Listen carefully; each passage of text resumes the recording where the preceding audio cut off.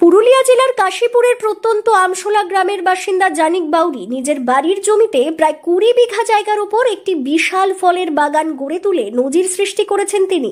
সম্পূর্ণ নিজের উদ্যোগে যে বাগানে তিনি চাষ করেছেন আনারস, মুসম্বি, নারকেল, বেদানা, আম, পেয়ারা, বাতাবি লেবু সহ প্রায় 15 ধরনের ফল চাষের ক্ষেত্রে তার এই অসামান্য সাফল্যের জন্য জানিক বাউরি রাজ্যের মুখ্যমন্ত্রী মমতা বন্দ্যোপাধ্যায়ের কাছ থেকে পেয়েছেন কৃষক রত্ন পুরস্কার।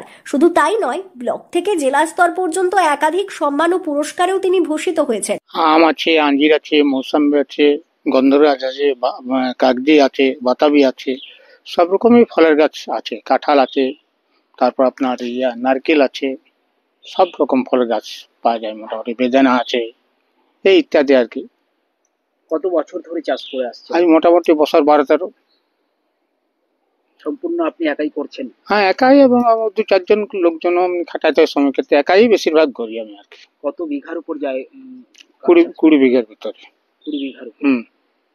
প্রায় কত ধরনের ফলের চাষ করছেন? মোটামুটি 14-15 রকম ফলের আছে, ফলের গাছ আছে আর কি, বহুত রকম আছে। পরিচর্যা কিভাবে করেন এতগুলো গাছের?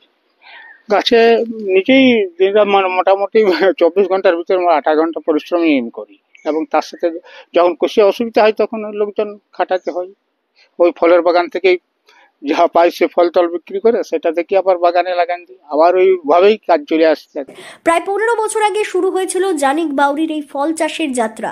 ধীরে ধীরে সেই ছোট্ট চাষ আজ পরিণত হয়েছে একটি পূর্ণাঙ্গ ফলের বাগানে।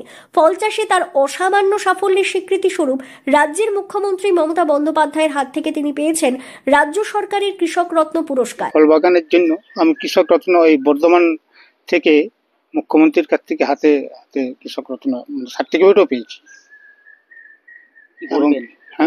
আরো কাজে অনুপ্রাণিত? হ্যাঁ, ওই সব পুরস্কার পাওয়ার পর থেকে এই চাষ সম্বন্ধে আরো বেশি আগ্রহ হয়েছে।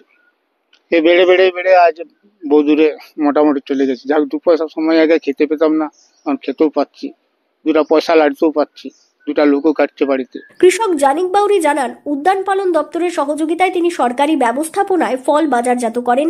এর মাধ্যমে প্রতি মাসে প্রায় 1 লক্ষ টাকার কাছাকাছি উপার্জন হয় তার বাগানের ফল কলকাতা, বীরভূম, বর্ধমান সহ রাজ্যের বিভিন্ন জেলায় সরবরাহ করা হয়। তবে লকডাউনের পর থেকে ব্যবসায় কিছুটা ভাটা পড়েছে বলে জানিয়েছেন তিনি।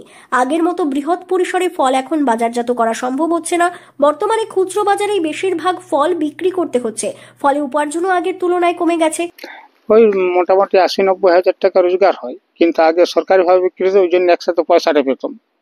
এখন সে লকডাউনের পর থেকে যেমন খুচরা মার্কেটে বিক্রি হচ্ছে, পয়সা কোনো দেখি তো এটা এখন যা হচ্ছে, আগে তো মতন যে ডিস্ট্রিক্টে বিক্রি হতো তখন টাকাটা একসাথে পাওয়া যেত, সেই জন্য এতটা টাকা হতো। এখন যা হচ্ছে হাফ দামে বিক্রি করতে হচ্ছে, সেজন্য কোনো টাকা রেখে দিয়ে হচ্ছে না। তবু সব বাধা পেরিয়ে জানিক বাউরি আজ পুরুলিয়ার কৃষি উদ্যোগের এক উজ্জ্বল দৃষ্টান্ত, যেখানে একাগ্রতা, পরিশ্রম ও স্বপ্ন মিলেমিশে ফল দিয়েছে সাফল্যের সোনালী ফসল। পুরুলিয়া থেকে শান্তনু দাসের রিপোর্ট, লোকাল 18 বাংলা।